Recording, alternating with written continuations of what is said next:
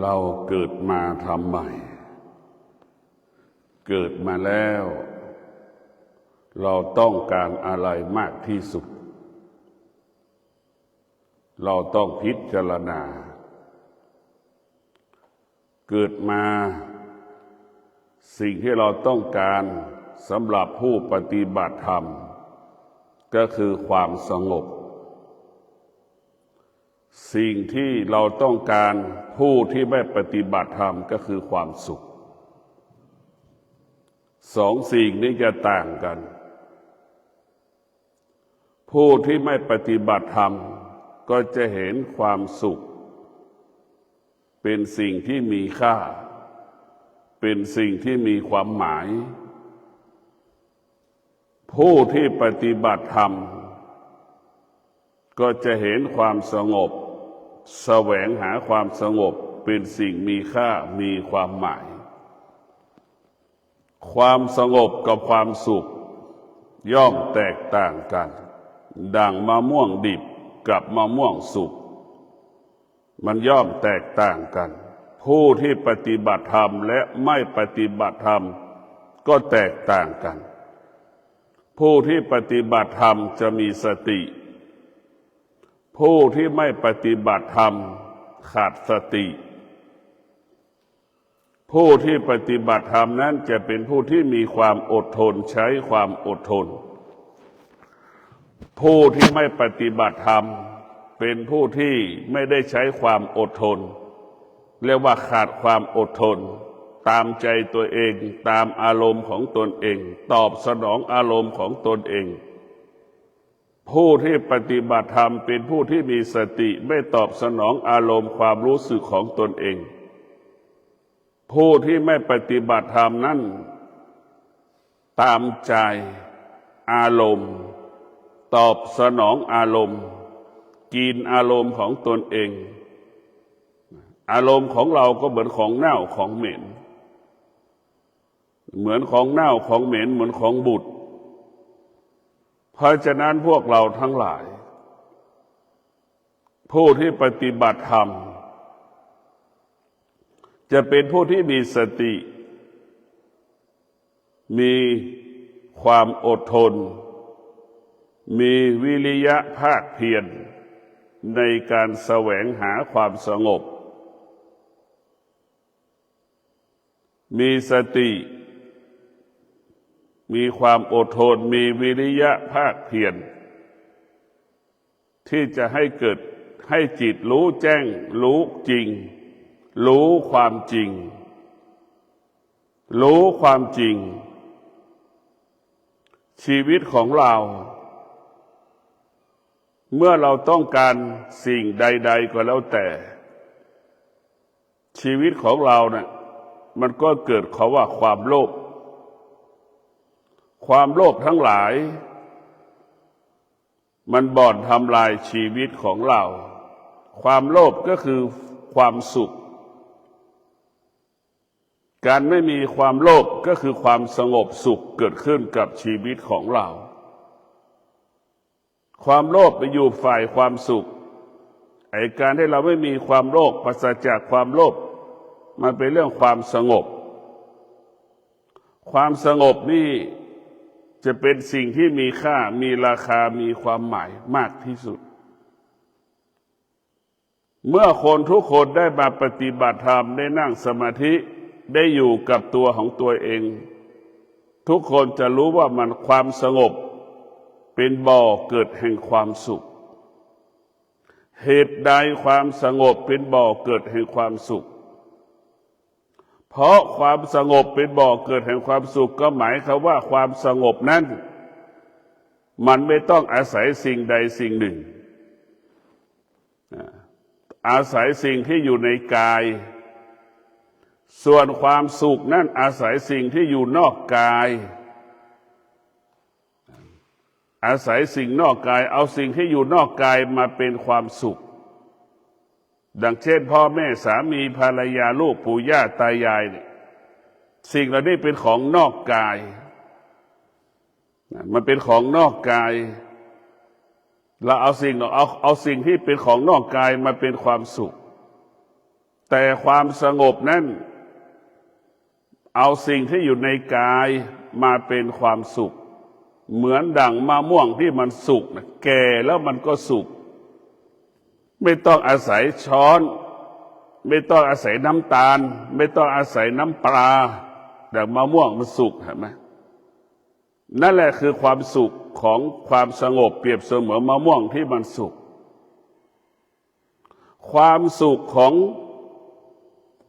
ชาวโลกทั่วไปความสุขของนอกกายต้องไปอาศัยพ่ออาศัยแม่อาศัยสามีอาศัยภรรยา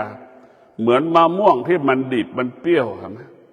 ฝานเราจะกัดก็ไม่ได้มันแข็งก็ต้องไปอาศัยมีดอีก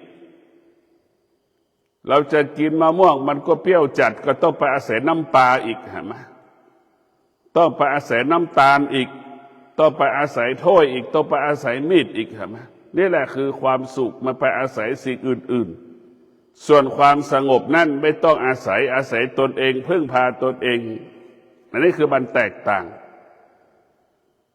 ถามด้วยว่าเราถามว่าสิ่งผู้ที่ปฏิบัติธรรมที่ต้องการที่สุดคือต้องการความสงบผู้ที่ไม่ปฏิบัติธรรมคือต้องการความสุขเหมือนดั่งคนแก่ที่หัวใจมีธรรมะคนแก่จะแสวงหาธรรมะคนแก่ที่ไม่เคยปฏิบัติธรรมคนแก่เหล่านั้นก็แสวงหาความสุขมันก็แตกต่างกันครอบครัวใดปฏิบัติธรรมครอบครัวนั้นก็จะพูดเรื่องแต่ความดีเตือนสติลูกความไม่ดีเตือนสติลูกให้ลูกมีสติเลือกเอาละความไม่ดีทำแต่สิ่งที่ดีๆทุกวันลูกอีกคนหนึ่งครอบครัวอีกครอบครัวหนึ่งไม่เคยปฏิบัติธรรมไม่เห็นค่าความดีไม่เห็นค่าของความไม่ดีก็จะพูดเรื่องแต่เงินแต่งานกับเงินตลอดเวลาเพราะฉะนั้นวิถีคิดสองวิถีคิดนี้ย่อมแตกต่างกันเพราะฉะนั้นคนที่ปฏิบัติธรรมก็จะเห็นความจริงของชีวิตมันไม่มีอะไรไม่ต้องไปมีอะไรมากมายมหาศาลคนที่ไม่ปฏิบัติธรรมผู้ที่ไม่ปฏิบัติธรรมเห็นทุกสิ่งทุกอย่างอยากได้ทุกสิ่งทุกอย่าง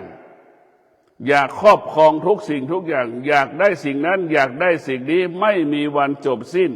หัวใจผู้ที่ไม่ปฏิบัติธรรมก็จะเกิดความอยากเกิดความโลภเกิดความหลงสิ่งที่เราสัมผัสรู้สึกได้ตลอดเวลาส่วนผู้ที่ปฏิบัติธรรมนั้นจะละสิ่งที่รู้ละสิ่งที่เห็นละสิ่งที่สัมผัสมันเป็นภาระมันเป็นปัญหามันไม่มีอะไรดีกว่าความสงบแล้วความสงบนั้นมันก็เป็นลักษณะของที่เราว่าพึ่งพาตนเองอาศัยตนเองตนแลเป็นที่พึ่งแห่งตนส่วนความสุขนั้นเราไปอาศัยคนอื่นไปอาศัยสิ่งอื่นๆมันจึงเป็นบ่อเกิดให้เราเป็นบ่อเกิดให้เกิดความทุกข์ความสุขจึงเป็นบ่อเกิดแห่งความทุกข์ความสุขจึงเป็นเหตุให้เกิดความสุขจึงเป็นเหตุให้เกิดความทุกข์ทั้งสิ้นเพราะความสุขมันก็ไม่เที่ยงความทุกข์มันก็ไม่เที่ยงเพราะฉะนั้นพวกเราทั้งหลายชีวิตของเรามันต้องการต่างๆผู้ที่ไม่ปฏิบัติธรรมนี่ต้องการไม่มีวันจบสิ้นผู้ที่ปฏิบัติธรรมมีความต้องการน้อยที่สุดต้องการสิ่งที่จำเป็นสำหรับชีวิตในการดำเนินชีวิตแต่ละวันผู้ที่ไม่ปฏิบัติธรรมหัวใจที่ไม่มีธรรมต้องการสิ่งต่างๆไม่มีวันจบสิ้นเพราะมันมีความอยากเพราะมีความโลภผู้ที่ปฏิบัติธรรมพยายามลดภาระลดปัญหาต่างๆในการดูแลตัวเองพึ่งพาตนเองอาศัยตนเองเป็นหลักตรงกันข้ามผู้ที่ไม่ปฏิบัติธรรมผู้ที่ไม่ได้ปฏิบัติธรรมหัวใจที่ไม่มีธรรมก็จะสร้างภาระสร้างปัญหา ให้กับตัวเองตลอดเวลาสร้างภาระสร้างปัญหาให้กับตัวเองตลอดเวลาคนที่ปฏิบัติธรรมก็เป็นคนที่มีปัญญาเห็นความจริงกินก็แค่อิ่มคนที่เป็นคนที่มีหัวใจที่มีปัญญามันก็รู้ว่ากินก็แค่อิ่มคนที่ขาดปัญญามันก็บอกมันก็ว่ากินมันก็ไปปรุงแต่งในการกินการกินนั้นก็ต้องประกอบไปด้วยความโลภความโกรธความหลงมีสถานที่ที่กินเห็นไหมมันก็เกิดอะไรมันเกิดความโลภความโกรธความหลงกินไม่มีวันจบสิ้นเพราะฉะนั้นผู้ที่ไม่ปฏิบัติธรรมไม่มีหัวใจมีความโลภความโกรธความหลงมีตัวมีตนต้องกินแบบนั้นต้องอยู่แบบนี้อันนี้คือหัวใจผู้ที่ไม่ปฏิบัติธรรมส่วนหัวใจคนที่มีธรรมะมีหัวใจที่มีธรรมนั้นก็จะกินแค่อิ่มนอนแค่หลับอยู่แล้วมีชีวิตปลอดภัยอันนี้แหละคือหัวใจผู้ที่ปฏิบัติธรรมอยู่กับความเป็นจริงคนที่ไม่ปฏิบัติธรรมหัวใจที่ไม่มีธรรมนั้นนอนก็ปรุงแต่งกินก็ปรุงแต่งทุกอย่างปรุงแต่งไปหมดชีวิตเอาคุณค่าชีวิตไว้ผูกกับสิ่งอื่นๆเนี่ยเอาคุณค่าชีวิตไปผูกกับสถานที่เช่นสถานที่ตึกหลังนี้คนรวยมากินอาหารอย่างเงี้ยก็เอาชีวิตตัวเองไปผูกกับตึกหลังนั้นสถานที่นั้นอันนี้แหละคือไปปรุงแต่งไปหลอกตนเองอันนี้คือเป็นการหลอกแต่ผู้ที่มีปัญญาหัวใจคนที่ปฏิบัติธรรมได้กินแค่อิ่มกินตามความเป็นจริงกินตามความเป็นจริงอยู่กับความเป็นจริงผู้ที่ปฏิบัติธรรมจะมีชีวิตดังงัวดังควายกินแค่อิ่มนอนที่ไหนก็ได้ยุงมาไม่กัดก็จบนอนแล้วปลอดภัยมีชีวิตได้สร้างความดีแต่ตรงกันข้ามหัวใจคนที่ไม่ปฏิบัติธรรมนั้นกินก็กินอย่างดีนอนก็นอนอย่างดีถามว่าเรากินมันก็อิ่มแค่นั้นแหละเหมือนกันหมดเศรษฐีกินข้าวก็กินแค่อิ่มคนยากจนกินข้าวก็กินแค่อิ่มเศรษฐีกินข้าวเศรษฐีก็เกิดความทุกข์เหมือนกันหมดคนยากจนกินข้าวมันก็เกิดความทุกข์เหมือนกันหมดเราจะกินข้าวมันก็ทุกข์เราไม่กินข้าวมันก็ทุกข์คือเราหิวก็ทุกข์อิ่มก็ทุกข์เหมือนกันหมดเราจะกินที่ไหนก็เหมือนกันหมดถ้าเราขาดปัญญาผู้ที่มีปัญญาในมีชีวิตเรียบง่ายที่เราใช้คำว่าสันโดษไม่สร้างภาระไม่สร้างปัญหาให้กับตัวเองและบุคคลอื่นๆไม่อ้อนวอนขอร้องบุคคลต่างๆรอบๆตัวเองมาทำสิ่งนั้นให้กับตัวเองทำสิ่งนี้ให้กับตัวเอง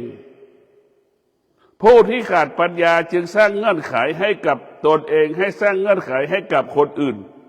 ให้เป็นแบบนั้นให้เป็นแบบนี้ให้เป็นอย่างนั้นให้เป็นอย่างนี้มันก็มีตัวมีตนไปติดรูปแบบกฎเกณฑ์กติกาพวกเราต้องบุคคลที่มีธรรมะกับบุคคลที่ไม่มีธรรมะย่อมแตกต่างกันโดยเฉพาะคนที่ปฏิบัติธรรมมีชีวิตดังงัวดังควายมีโอกาสได้บรรลุธรรมเห็นธรรมเพราะงัวควายช้างม้ามันไม่มีช้อนไม่มีชามไม่มีน้ำไม่มีเกลือไม่มีน้ำปลาไม่มีเครื่องปรุงรสเห็นไหมไอการปฏิบัติธรรมของเราก็ไปอยู่ตรงนั้นแหละให้เป็นดังสภาพควายกินหญ้านั่นแหละรูปรสกลิ่นเสียงมันไม่มีถ้าเราเป็นคนและเราปฏิบัติธรรมยังมีชีวิตดังคนอยู่อาหารต้องอร่อยพอไม่อร่อยได้เกิดอาการสำแดงอาการเนี่ยไม่มีทางโอกาสได้บรรลุธรรมเห็นธรรมสิ่งเหล่านี้มันปรากฏอยู่ในรูปรสกลิ่นเสียงนี่วัวควายช้างม้ามันไม่มีรูปรสกลิ่นเสียง ผู้ปฏิบัติธรรมมีชีวิตดังควายจะได้ปฏิบัติธรรมได้บรรลุธรรมเห็นธรรมถ้าผู้ปฏิบัติธรรมมีชีวิตดังคนไม่มีโอกาสบรรลุธรรมเห็นธรรมเพราะคนมันต้องมีติดอยู่ในรูปรสกลิ่นเสียงเห็นไหมคนจำนวนมากเป็นแบบนั้น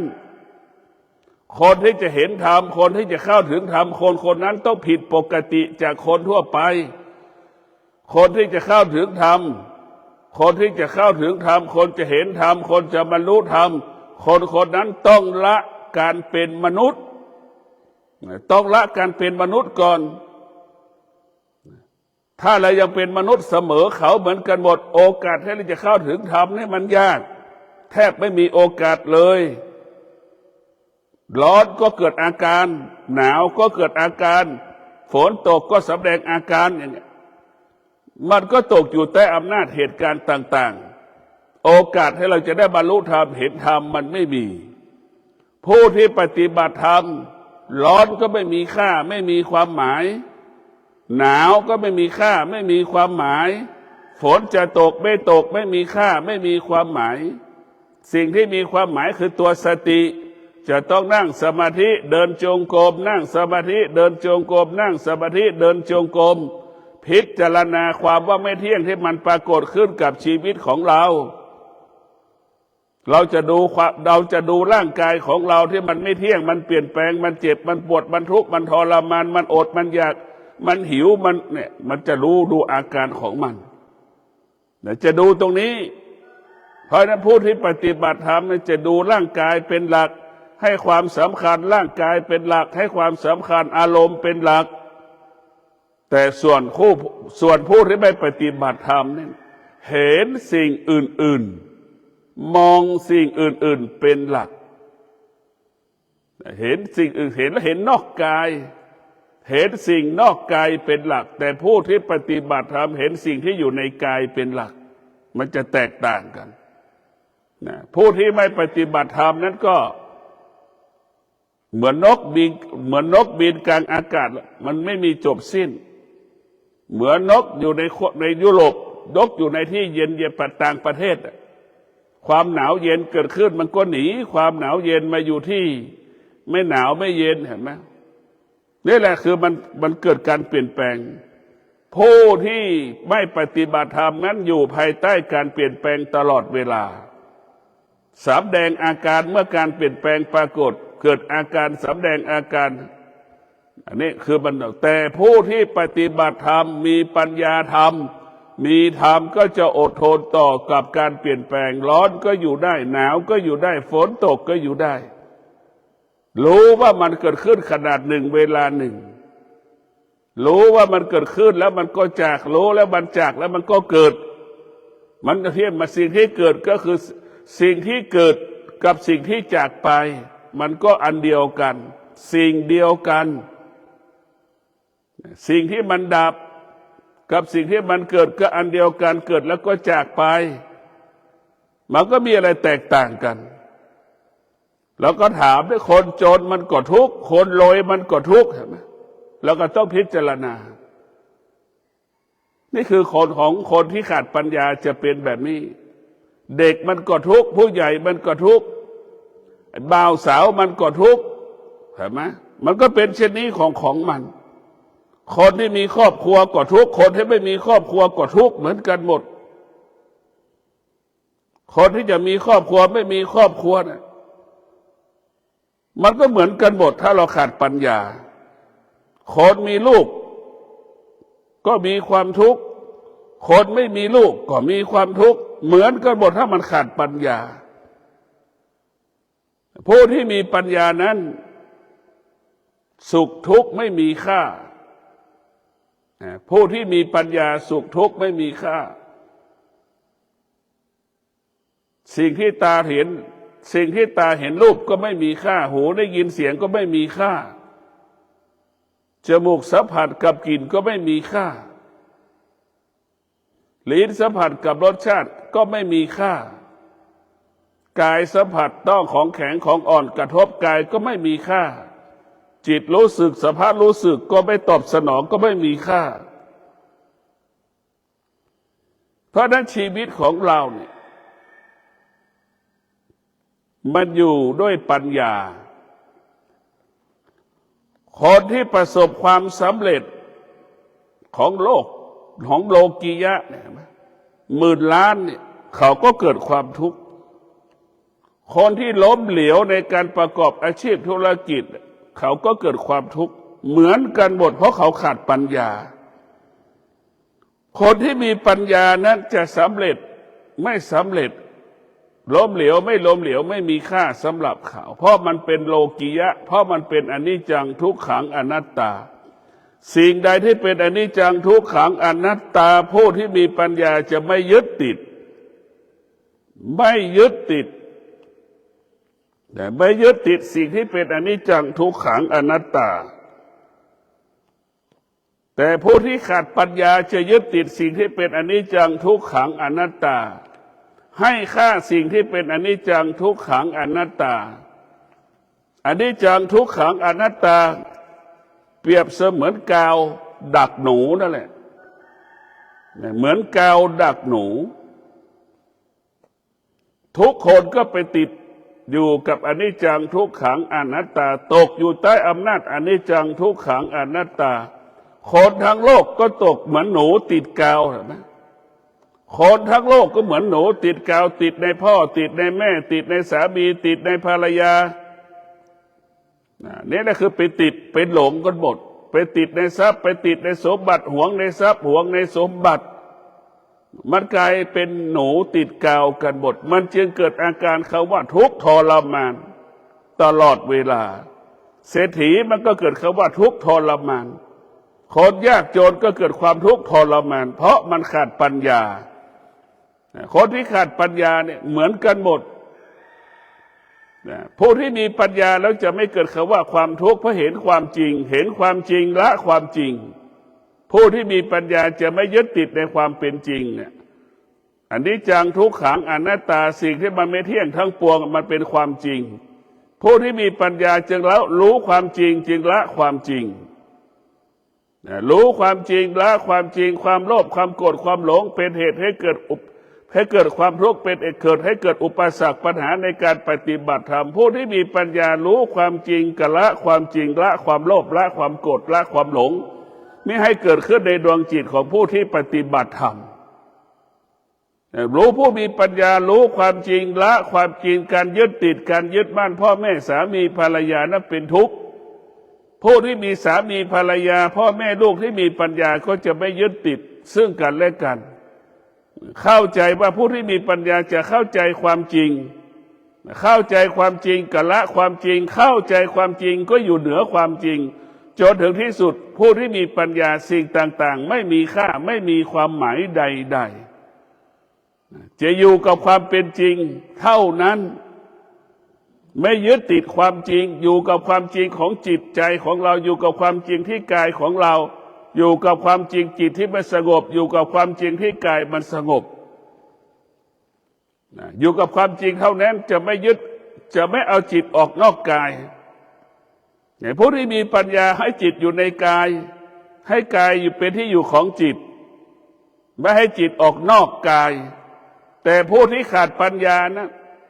สภาวะจิตเหมือนนกเหมือนแมลงวันเหมือนสัตว์เหมือนลิงมันออกหากินมันไปไม่มีที่สิ้นสุดเหมือนสัตว์นานาชนิดเห็นไหมจิตมันจะส่งออกนอกตลอดเวลาจิตมันจะออกนอกกายตลอดเวลาเหมือนนกตื่นเช้ามันก็ไปแล้วเหมือนสัตว์นานาชนิด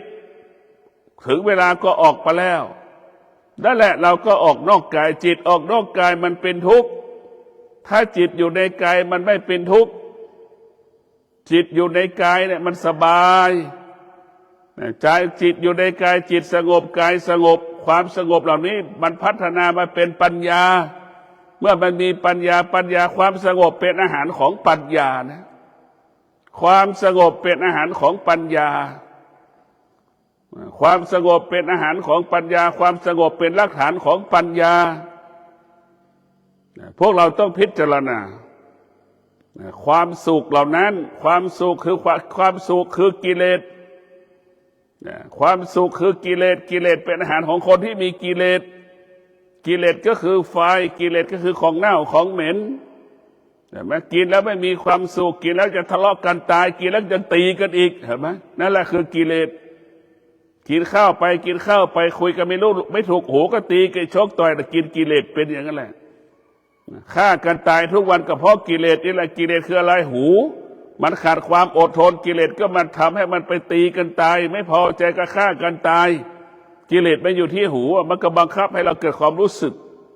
เห็นไหมไม่พอใจก็ฆ่ากันตาย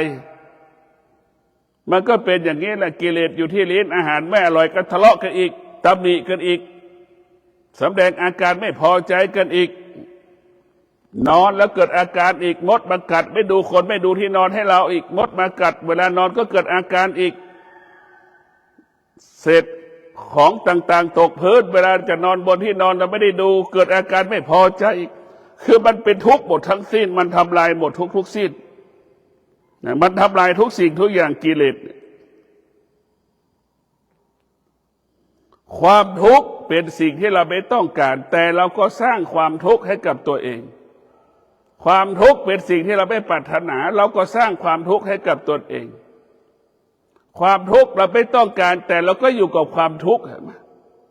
เพราะเรามีอวิชชาอยู่ในหัวใจเราจะไม่สามารถออกจากความทุกข์นั้นได้หัวใจเรามีอวิชชามันจึงไม่สามารถออกจากความทุกข์ได้มันถ้าตราบใดหัวใจเรามีอวิชชามันจะเกิดแต่คำว่าความทุกข์ตลอดเวลาหัวใจบุคคลใดที่งอกงามด้วยวิชาหัวใจที่งอกงามด้วยวิชาหัวใจนั้นจะไม่มีความทุกข์เห็นแต่ความจริงรู้แต่ความจริงเห็นความจริงรู้ความจริงละความจริงทั้งหมดทั้งสิ้นเห็นความจริงแม้กระทั่งเห็นการเกิดก็เป็นทุกข์ก็ไม่ต้องกลับชาติมาเกิดก็จะดับการเกิดดับความแก่ดับความตายเห็นไหมมันจะไม่กลับชาติมาเกิดมารู้ว่าเกิดเป็นทุกข์หัวใจที่มีวิชาเกิดเป็นทุกข์แก่เป็นทุกข์เจ็บเป็นทุกข์เมื่อรู้ว่าเกิดแก่เจ็บตายเป็นทุกข์มันก็จะบอกต่ออีกว่าไม่ต้องเกิดมันก็ไม่ทุกข์เมื่อไม่เกิดมันก็ไม่เจ็บ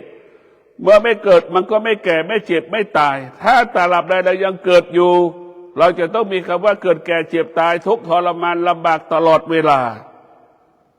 พวกเราต้องพิจารณาตรงนี้อวิชชาได้ปกอวิชชามันเป็นผู้ปกปิดความจริงเหมือนดั่งพ่อแม่สามีภรรยาลูกพูดความจริงให้กันและกันไม่หมดไม่จบเห็นไหมนี่แหละคือลูกก็มีอวิชชาพ่อแม่ก็มีอวิชชาสามีภรรยาก็มีอวิชชาพูดความจริงไม่หมดไม่จบผัวก็ไม่เคยพูดความจริงให้กับสามีถึงแม้พูดไม่หมดไม่จบสามีก็เป็นเช่นนั้น